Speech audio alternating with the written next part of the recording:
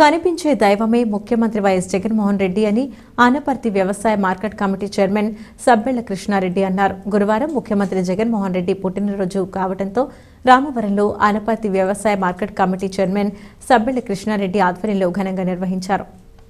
ఈ కార్యక్రమంలో పాల్గొన్న చిన్నారులు జగన్ మామయ్య పుట్టినరోజు సందర్భంగా ఏర్పాటు చేసిన కేక్ కట్ చేశారు. అనంతరం గ్రామంలో 250 మొక్కలు నాటారు. ఈ కార్యక్రమాన్ని నిర్వహించిన కృష్ణారెడ్డి మాట్లాడుతూ గత 4.5 సంవత్సరాలుగా తన సంక్షేమ పథకాలతో ముఖ్యమంత్రిగా జగన్మోహన్ రెడ్డి ప్రజల హృదయాల్లో కనిపించే దేవుడుగా నిలిచారని, ఈయన పుట్టినరోజు నాడు గ్రామంలో 250 మొక్కలు నాటడం చాలా సంతోషంగా ఉందని, 2024 ఎన్నికల్లో మళ్లీ ముఖ్యమంత్రిగా జగన్మోహన్ రెడ్డి ఎన్నికై ఈ 5 సంవత్సరాలు పరిపాలనను మించిన సంక్షేమ పరిపాలన రాష్ట్ర ప్రజలకు అందించాలని ప్రజలు ఆకాంక్షిస్తున్నారన్నారు. కార్యక్రమంలో గ్రామ సర్పంచ్ గిరడ గంగాభవాని, ఎంపీటీసీలు నల్లమిల్లి భాగ్యలక్ష్మి, గొలుగురి గౌతమిలతో పాటు పలువురు ప్రజాప్రతినిధులు, పార్టీ నాయకులు, కార్యకర్తలు, సచివాలయ సిబ్బంది, వాలంటీర్లు, ఆరోగ్య సిబ్బంది ఈ కార్యక్రమంలో పాల్గొన్నారు.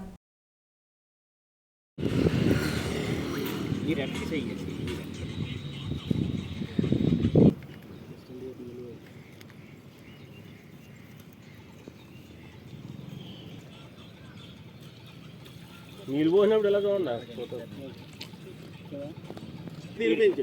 ఇలా చూడండి ఒకసారి అదే మరి ఆ చెయ్యి తీసి లోపల అయిపోతుంది నీళ్ళు చేస్తారు.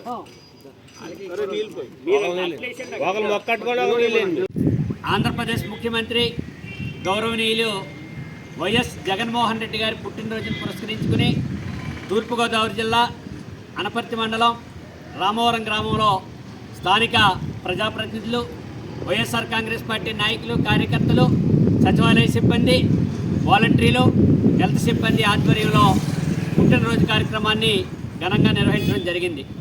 ఈ సందర్భంగా గ్రామంలో 250 మొక్కలని వీరందరి చేతుల మీదుగా కూడా నాటడం జరిగింది.